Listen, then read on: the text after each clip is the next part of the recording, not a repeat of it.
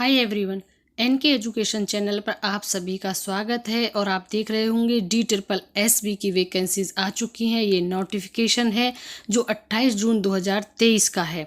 ये भले ही ये 28 जून का दिखा रहा है, लेकिन रिलीज़ आज ही हुआ है। तो इसमें हम सारी बातों पे बात करेंगे, जो शॉर्ट टाइटल है, एज लिमिट है, क्वालिफिकेशन क्या है, तो सब के बारे में हम इसमें बात करेंगे। जो TGT है, PGT है, PRT है, उसके बारे में जितना भी क्या क्वालिफ़िकेशंस है, और जो टेट है वो कौन से वाला टेट चाहिए, नेगेटिव मार्किंग है या नहीं है, किस किस सब्जेक्ट में वैकेंसी निकली हुई है TGT की, तो इसके बारे में। जैसे शॉर्ट टाइटल है और इसमें नंबर ऑफ़ पोस्ट है, कितना नंबर ऑफ़ पोस्ट निकला हुआ है, ये सारी बातें। तो सबसे पहले हम TGT की बात कर लेते हैं, जो कि name of the post TGT है, जिसमें इंग्लिश, मैथमेटिक्स, ये आप देख रहे होंगे जिस जिस सब्जेक्ट में इसमें है वैकेंसीज आई हुई हैं TGT की। तो सबसे पहले हम TGT की बात करते हैं कि उसमें हमें क्या क्या चाहिए।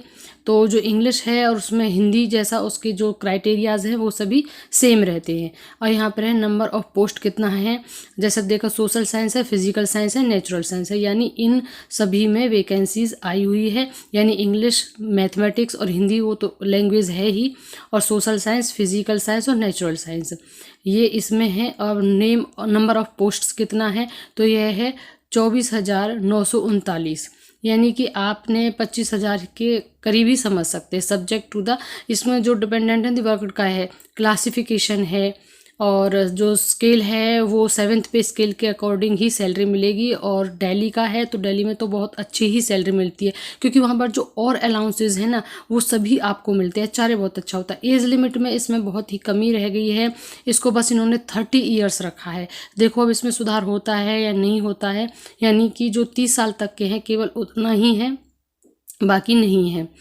तो दिल्ली में जो लोग हैं वो तो मतलब जो OBC वाले होते हैं उन्हीं को ही रिजर्वेशन है, अदर स्टेट के जो है उनको रिजर्वेशन नहीं होता है। तो देखते हैं अब एज लिमिट में क्या करते हैं ये लोग, बढ़ती है या नहीं बढ़ती है। वैसे चांस तो कम ही है। जैसे कि अब यूपी में मान लीजिए आप OBC में हैं, और OBC में वहाँ पे 82 मार्क्स चाहिए CTET को क्लियर करने के लिए। लेकिन अगर आप दिल्ली में अप्लाई करते हैं तो यहाँ आप जनरल में काउंट होंगे, और आपको CTET में नंबर मार्क्स ही 90 नंबर ही चाहिए आपको।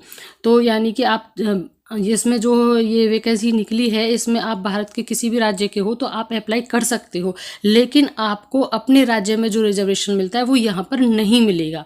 आपको यहाँ पर जनरल में ही काउंट किया जाएगा, क्योंकि ये एक डायरेक्ट रिक्रूटमेंट है। तो वैसे बहुत अच्छा है, सब सैलरी काफ़ी अच्छी होती है, और परमानेंट डायरेक्ट रिक्रूटमेंट है। पेपर इसमें होता है, लेकिन एज का थोड़ा सा इन्होंने बहुत कम रखा हुआ है। अब हम क्वालिफ़िकेशन की बात कर लेते हैं कि क्वालिफ़िकेशन क्या क्या चाहिए। Educational and other qualification required for direct recruitment के लिए है। तो बैचलर डिग्री होना चाहिए, ये तो आपको पता है, किसी भी रिकॉग्नाइज्ड यूनिवर्सिटी से, और 50% होता है। मैक्सिमम सभी एग्ज़ाम में यही चीज़ होती है। आपका जो यूनिवर्सिटी वो रिकॉग्नाइज्ड होनी चाहिए, और आपके 50% मार्क्स होने चाहिए। ऐसे ही मास्टर डिग्री का है। मास्टर डिग्री में भी आपके 50%, या तो आपने ग्रेजुएशन कर रखा है या आपने PG कर रखा है, दोनों में ही आपको 50% आपका होना चाहिए। अब देख लेते हैं जो 4 इयर्स का इंटीग्रेटेड प्रोग्राम है, उसको भी किया गया है। जैसे कि ये BEd है, DLEd है, BSc BEd है, BA BEd है, जो 4 साल का चलता है, लेकिन वो NCTE से मान्य होना चाहिए, रिकॉग्नाइज्ड होना चाहिए वो। और ऐसे ही BEd है जो कि 3 इयर्स का होता है। BEd MAd में भी बहुत से कई बार करते हैं इसको, तो वो भी इसमें अप्लाई कर सकते हैं। इसमें है पास इन द सेंट्रल टेस्ट। इसमें जो मेन चीज़ है वो है आपका CTET क्लियर होना चाहिए। और candidate applying for TGT natural science, physical science should have studied at least one of the following science subject. एक इन्होंने कॉम्बिनेशन दे दिया, क्योंकि जो TGT पोस्ट होती है उसमें कॉम्बिनेशन होता है, आपका टीचिंग सब्जेक्ट होते हैं।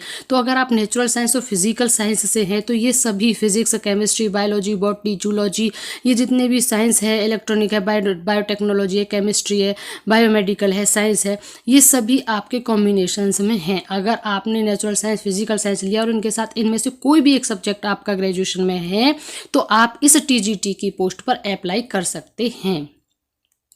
ये यहाँ पर ये चीज़ बिल्कुल क्लियर है। और SC ST को तो रिजर्वेशन मिलता है चाहे वो किसी भी राज्य में हो, बट OBC को नहीं मिलता है, ये आप ध्यान रखना। TGT अगर आप सोशल साइंस से हैं, सोशल साइंस आपका सब्जेक्ट है, इससे अप्लाई करना चाहते हो तो इनका जो कॉम्बिनेशन होगा वो होगा आपके पास ग्रेजुएशन में history, political science, geography, economics, social science, business studies, statics, ये है तो आप इसका फॉर्म भर सकते हैं। ठीक इसी तरीके से मैथमेटिक्स का है। मैथमेटिक्स में आप जानते हैं जो भी उनका होता है, ये पेपर 2 है और पेपर 2 इसका क्लियर होना चाहिए, CTET वाला। तो apply for TGT post English should have studied English at, ये तो आपको पता ही, इंग्लिश का अगर आपने पढ़ा है ग्रेजुएशन में तो इंग्लिश का होना चाहिए। तो ऐसे ही इसमें है each requirement exact recruitment of the subject discipline will be indicated at the time of the each recruitment, the qualification or relaxation at the direction of the TSSB।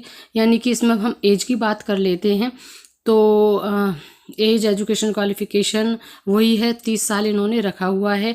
इसमें प्रमोशन होता है, टेस्ट होता है, बाकी प्रमोशन की वो बात है। हमारा मेन मकसद यहाँ पर है रिक्रूटमेंट का, जो कि डायरेक्ट रिक्रूटमेंट है 80% का, हमें फोकस सिर्फ 80% पर करना है। और इसमें एग्ज़ाम होगा आपका और उसमें नेगेटिव मार्किंग भी होती है। तो इसलिए आप ध्यान रखना कि उसमें जो नेगेटिव मार्किंग है, और पेपर 2 इसमें होते हैं, 1 और 2। इसको इन्होंने हिंदी में भी रिलीज़ किया है, जिनकी इंग्लिश में समझ में नहीं आता है वो इसे हिंदी में भी देख सकते हैं। और इसके आगे आने वाली जो धीरे धीरे ये इस वैकेंसीज़ को रिलीज़ करते हैं। देख लीजिए यहाँ पर जो भी मैंने इंग्लिश में पढ़ा था वो सारा यहाँ पे हिंदी में भी है। तो जैसे अब इसके बाद PGT की निकलेगी और लास्ट में मोस्टली ये उसका निकालते हैं PRT का। तो ये एज का ध्यान रखना कि 30 वर्ष ही इन्होंने रखा हुआ है।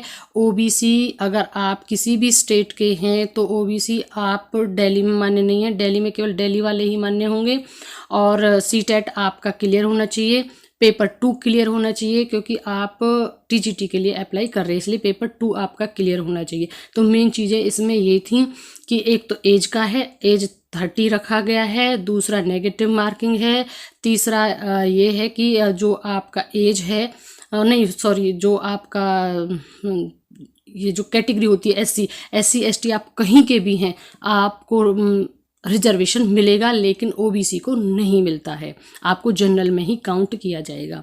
तो ये मेन चीज़ें थी जिसमें है। अब इसके बाद मैं भी बता रही थी आपको, TGT के बाद PRT और PGT, इसकी जो बातें हैं TGT और PGT के बाद जैसे ही इसका जो TGT के बाद PRT का, PGT का जैसे ही ये पूरा रूल आउट करते हैं तो मैं आपको तुरंत चैनल के माध्यम से बताऊंगी। और हाँ, अगर आप चैनल पर नए हैं तो प्लीज़ चैनल को सब्सक्राइब करें और लाइक करें, उससे मोटिवेशन मिलता है, सपोर्ट मिलता है।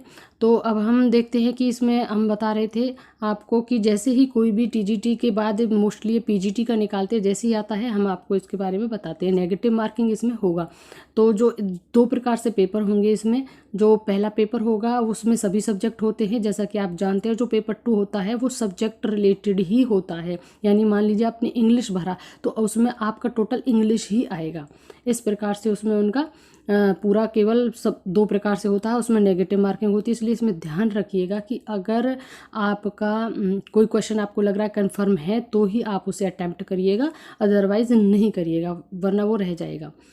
तो अब इसमें मेन बातें हमने सीधी क्लियर कर ली है, बाकी ये हिंदी का है। जैसे ही इसके बारे में कोई और अपडेट आता है तो मैं तुरंत आपको चैनल के माध्यम से बताऊंगी। Thank you and thanks for watching.